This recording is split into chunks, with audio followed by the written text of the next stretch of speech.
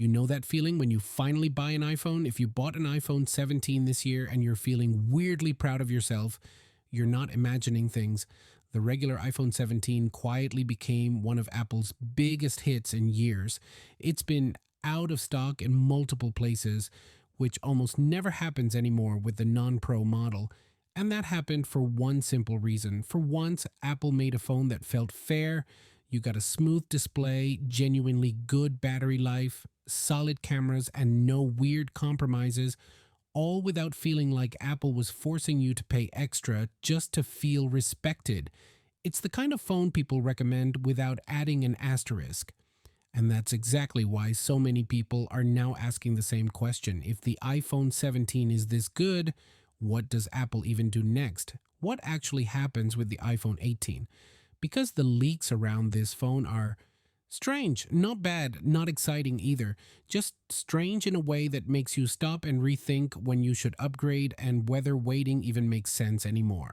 So let's talk about what we actually know, starting with the one leak that already annoyed a lot of people, the release date. If you're expecting the iPhone 18 to show up in September 2026 like every other iPhone, that plan is probably wrong. According to the leaks, the regular iPhone 18 isn't launching then at all. It's expected around spring 2027. That would make it the longest gap we've ever seen between regular iPhone upgrades. And no, Apple didn't suddenly forget how calendars work. This is very intentional. Apple wants two iPhone seasons now. One in the fall for the expensive, headline-grabbing phones like the Pro, Pro Max, and potentially a Fold or Ultra. And another in the spring for the phones most people actually buy, the regular iPhone, the E model, and the Air. Other companies have been doing this for years. Samsung does it constantly. Apple just took their time, like they always do, until they were sure it benefited them. So if you're waiting for the iPhone 18, don't expect it in 2026. Apple is basically telling you to slow down and wait a little longer. And honestly, that's exactly why the iPhone 17 suddenly makes even more sense right now. Now let's talk about design, and I'll save you the disappointment early. The iPhone 18 is not getting a redesign. Same flat edges, same camera layout, no triple camera jump, no visual shock. If you were hoping for something that looks new from across the room, this isn't that phone. Apple is running the same design playbook they used with the iPhone 16 and 17. Maybe new colors, but that's about it. Put them face down on a table and you wouldn't know which one is which. But here's the part that actually matters, even if it doesn't look exciting on social media. The iPhone 18 is expected to be slightly thicker by about 0.5 millimeter. You won't notice it in your hand, but Apple doesn't add thickness for fun. They do it for battery. More space means a bigger battery, and Apple loves improving battery life quietly, without ever admitting there was a problem before. Pair that with the A20 chip, which is expected to be built on a 2-nanometer process, and suddenly this phone starts making a lot more sense. Smaller transistors mean better efficiency, less heat, and better battery life over time. This isn't the kind of upgrade that impresses you on day one. It's the kind you feel 2 years later when your phone still makes it through the day and you don't even think about it anymore.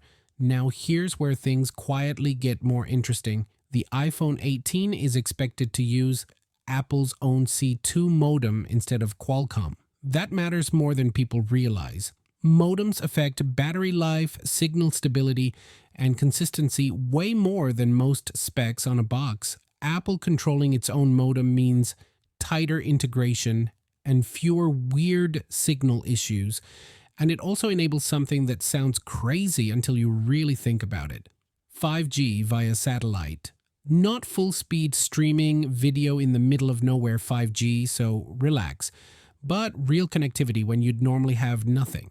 Messages, maps, basic browsing, and far more functionality than the emergency SOS we have now. According to the leaks, this isn't just coming to Pro models either. It could be available across the iPhone 18 lineup. It's one of those features you don't care about at all until the one day you suddenly really need it. On the front of the phone, Apple is doing what Apple always does. Yes, under display Face ID is coming, but no, you probably won't get it on the regular iPhone 18. Apple always tests big changes on Pro models first. Same thing they did with Dynamic Island. The more realistic change for the regular model is a smaller dynamic island trimmed down by roughly a third, same functionality, less visual clutter, and no major risk. Then there's RAM, which people have been quietly annoyed about. The iPhone 17 stuck with 8 gigabytes, while the Pro models jumped to 12 gigabytes. That's fine today, but long term, you feel that difference. The good news is the iPhone 18 regular is expected to finally get the full 12 gigabytes of RAM. That means better multitasking, fewer app reloads, and much better longevity as iOS updates get heavier over time. It's not flashy, but it's one of the smartest upgrades Apple can make. And finally, the camera control button. Some people love it. A lot of people accidentally press it and get annoyed. Apple knows this. The leaks suggest the button is getting redesigned to be harder to trigger by mistake. That makes sense because plenty of people, myself included, just turn it off entirely right now. So no, the iPhone 18 isn't a loud upgrade. It won't shock anyone on launch day. It won't look different. It won't dominate headlines with one crazy feature, but it might quietly be one of the most balanced iPhones Apple has made in years. The real question isn't whether the iPhone 18 is exciting. It's whether it's worth waiting until 2027. If you're on an older phone and struggling right now, the iPhone 17 is already excellent. If you're on a 15 or 16 and you're happy, the iPhone 18 isn't screaming at you to upgrade anyway. But if you're the kind of person who keeps a phone for 4 or 5 years, this might be the one Apple actually built with you in mind. So I'm curious, are you really waiting for the iPhone 18 or are you grabbing what's good right now and moving on with your life? Tell me your thinking.